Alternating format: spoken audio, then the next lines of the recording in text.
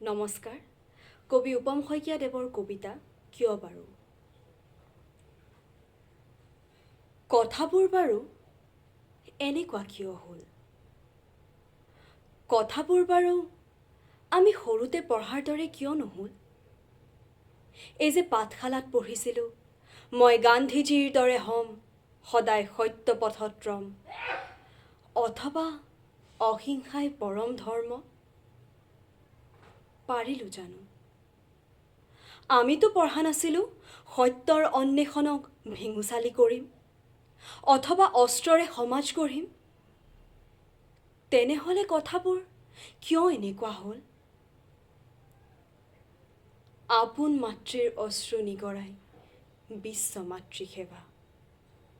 পিতাইতো নিশিকালে কাহানিও তেনেহ'লে কামবোৰ কিয় এনেকুৱা হ'ল বিশ্ব শান্তি যজ্ঞ নকৰিলোৱে যেনিবা ৮৩ লেখীয়া হত্যাযজ্ঞ ৰুধিব নোৱাৰোঁনে ঠিক একেদৰে ধেমাজিৰ শিশু আৰু ৩০ অক্টোবৰৰ আৰ্তনাদ বাৰে বাৰে আমি কিয় শুনো ঘটনাবোৰ বাৰু এনেকুৱা কিয় হ'ল আশাৰ প্ৰদীপ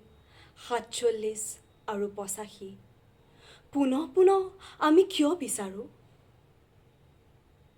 ৮৫ৰ নিৰ্বাচনেই হওক বা ২০১৬ অতি পৰিৱৰ্তনৰ আশাত অপৰিৱৰ্তিত সমাজ এখন কিয় বিচাৰোঁ ঘটনাবোৰ বাৰু এনেকুৱা হ'ব নোৱাৰেনে শান্তিৰ চৰাই জুৰি আকাশত এৰি নিদি বুকুত সাৱটি ল'ম বাহ্যিক স্বচ্ছতাতকৈ